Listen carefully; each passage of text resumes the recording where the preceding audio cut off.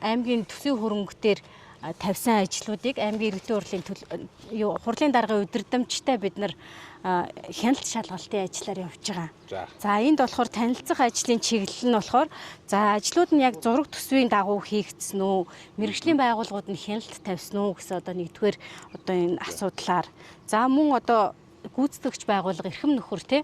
За батлагдсан зураг төсвийн хэмжээнд хүрээнд одоо санхүүжилтийг олгохдоо одоо санхүүгийн тооцооллыг үнэн бодиттой дүгнж хийсэн үү гэсэн энэ ажлууд дээрээс нь хийгдсэн одоо энэ 3.9 км эрхэм нөхөр компани одоо тендер чалгараад орсон 3.9 км зам нь одоо чанар болон хүлээлгэж өгөх хугацаа гүйцэтгэлийн талаар бид нар бас хяналт шалгалт хийгээд явж байгаа.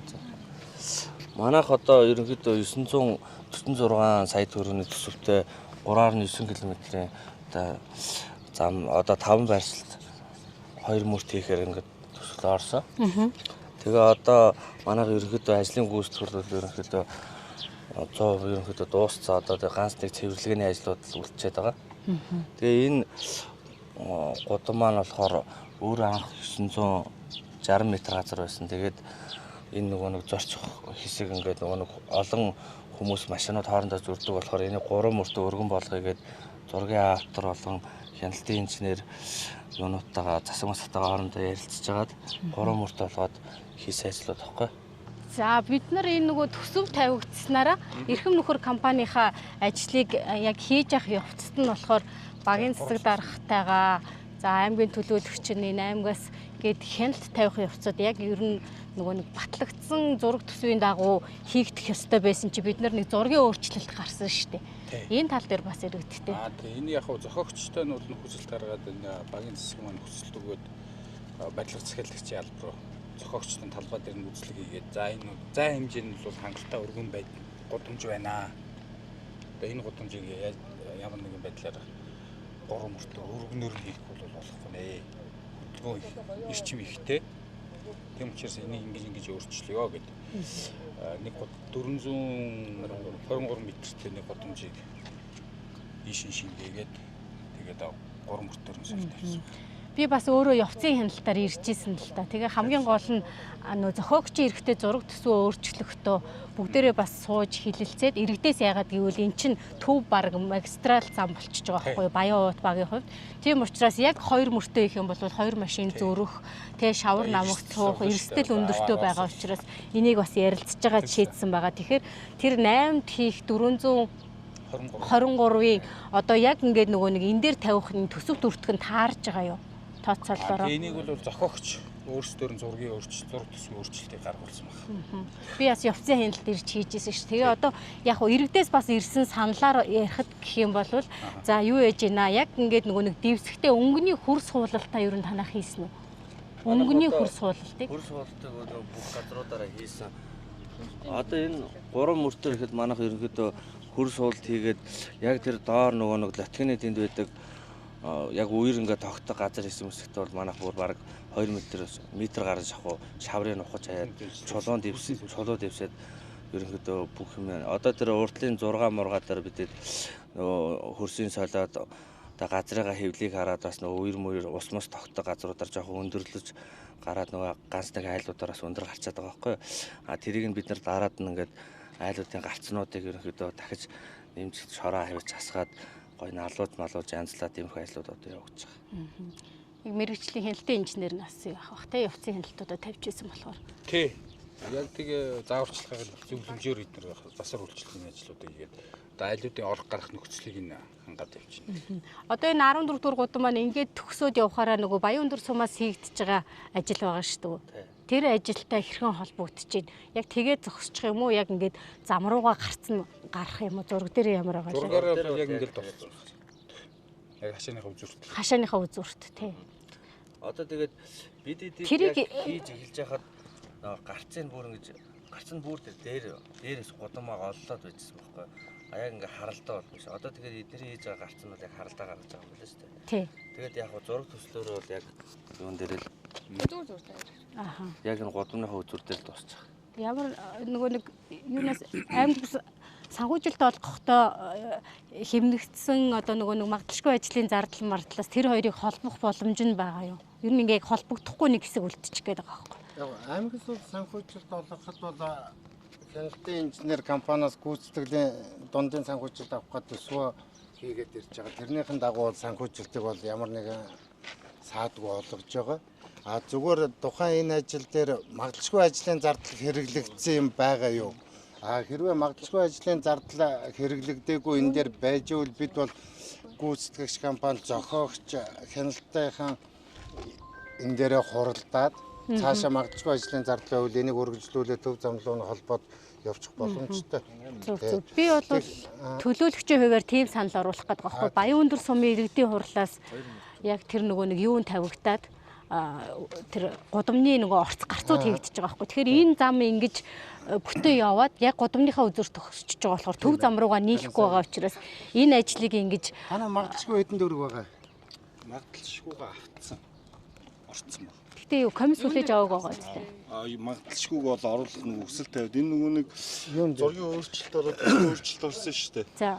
Тэрэн дээр ерөнхийдөө эн чинь өөрөө нөгөө зам маань өөрөө 5 метртэй байсан зам маань 8 метртэй болж хурж байгаа шүү дээ. Тэгээд замын нийт урт ч өөрөө бараг эн чинь 700 орчсон байгаа. Тэгээд яг энэ 8 метртэй зам болоод ирэхлээр нөгөө төсөвт өөрчлөлт оруулаад явж хахад ялчгүй магадaltaшгүйгээ оруулж тооцож тэр төсвийн юмнууд нь ороод яг энэ хэмжээнд хүрч ирсэн.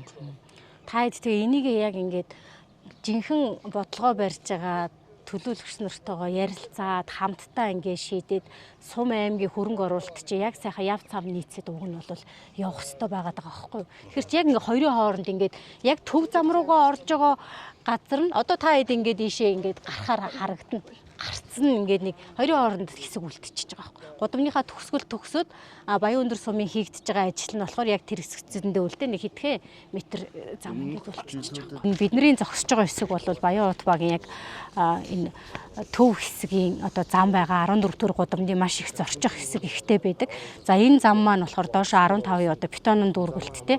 За одоо жил болгон одоо арчлалт юм хийгээд явах юм бол одоо 15-6 жил бол ашиглалт нь бол асуудалгүй байгаа.